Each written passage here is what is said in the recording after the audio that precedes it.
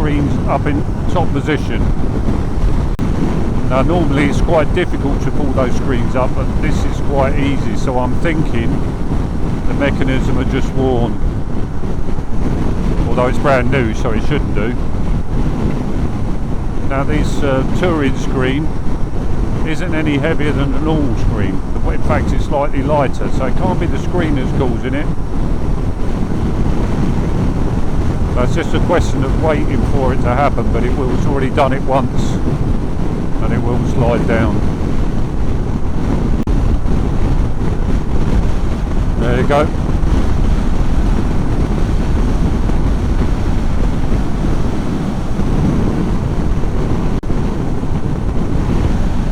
And again, which as you can imagine is ever so slightly annoying. So I have to leave it in that position. But anyway, so if you could order me a new one, that'd be lovely. Thank you very much.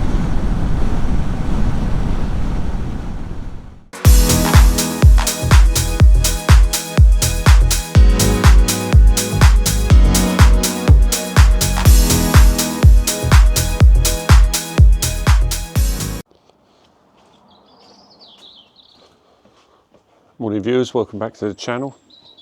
As you can see, the Tiger 800 is out ready for a little bit of work on it, so I'll explain what happened. So bought this large screen because the original screen was not really effective, in the sense that there was a lot of wind noise with the original screen. So the R&D on it, okay, I accept that maybe it's a combination of size, weight relation or whatever, but there was a massive gap between here and here, and it would allow a lot of wind to come through. So people who are buying these are finding that they can either live with it, or generally they go for an aftermarket screen. So I went for this one, which Anne already had, which is the Puig or the Puig screen, and initially it was okay. So exactly the same as Anne's one, size and position. But when I started to use the upper level or the other position, especially on the recent tour I did with a couple of mates over in September, this started to fail, and this would then drop down, okay, and I'd have to keep pulling it up. So there was clearly a problem. I made a video of that and I sent that over to Triumph, and Triumph agreed to replace the mechanism under warranty.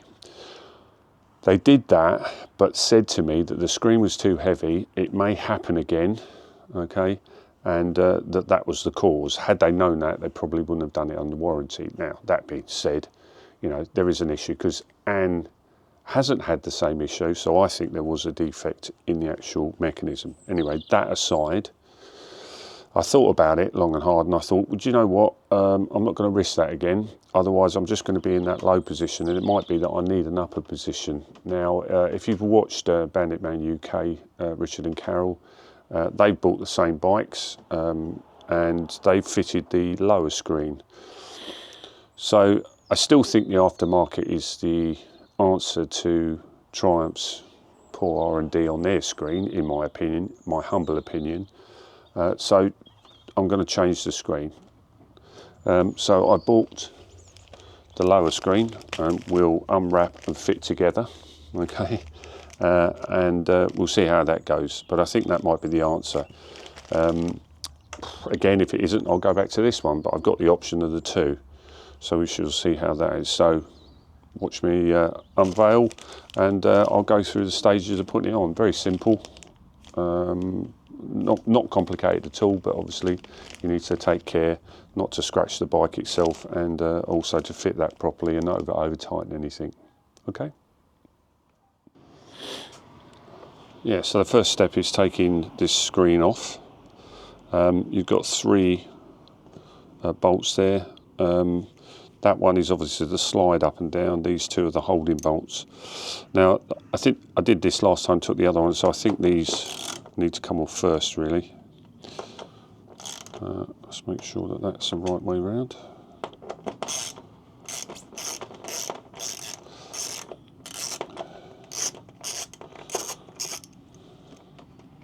like I said, don't over tighten them when you put them back, and make sure everything comes off systematically. You'll see there's a little washer, a little rubber washer there, which you need to hang on to. So I'll put that over there.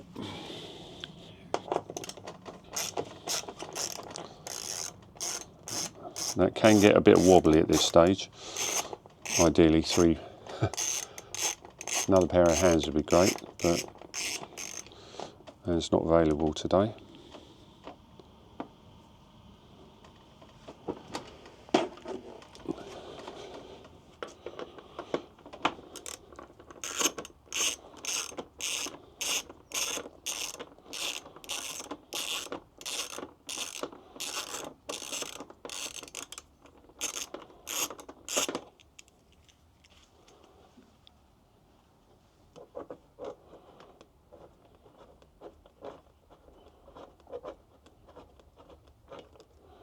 And there we are.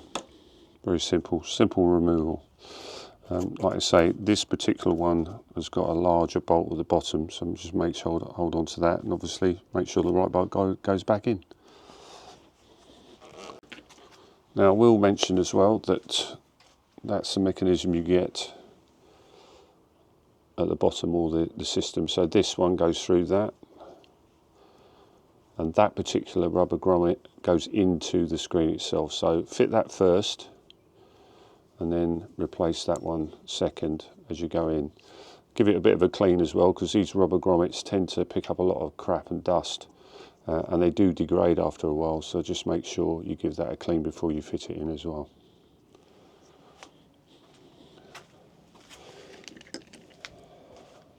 Now this was the mechanism that they replaced, which is basically just that, okay, which slides up. They had to take all of this fairing off and then replace that mechanism, which I think was where the fail was. Okay, do you need to put anything in there, like a little bit of Loctite? I don't think so. I think you just need to make sure you don't over tighten it. We did have problems with these, which were Loctited. There's two little screws at the bottom which hold these into place. And I did Loctite those, make sure they were in place, because I don't want those coming out. And there's no reason for them to come out. You certainly don't need to remove them. So this is just the mechanism for that. So let's put the other screen on.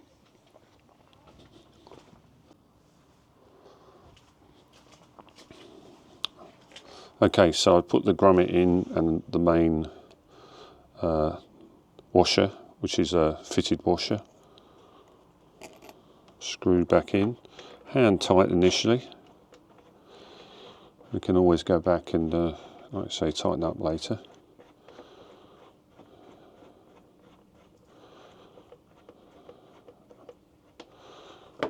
Okay, and I'll do the same for the other two. Now, these don't necessarily fit perfectly, so you have to adjust those. So I'll get the other two.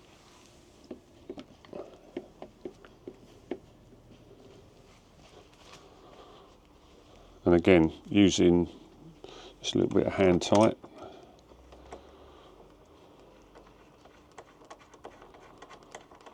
Puts them into place.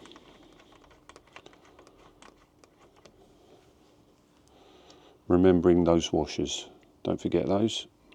If they're broken in any way as well, try and replace them. Don't put the old ones back on. They won't do their job properly. And it's really important with aftermarket screens, or any screen really, you don't over tighten, because it will crack the surround. And I'm speaking from experience.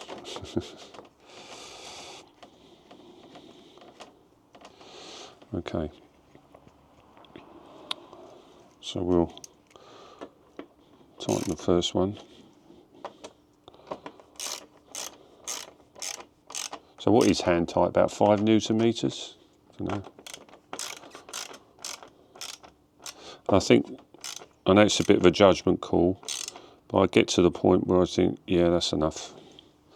You just turn it, don't you? It's a bit of a feel thing.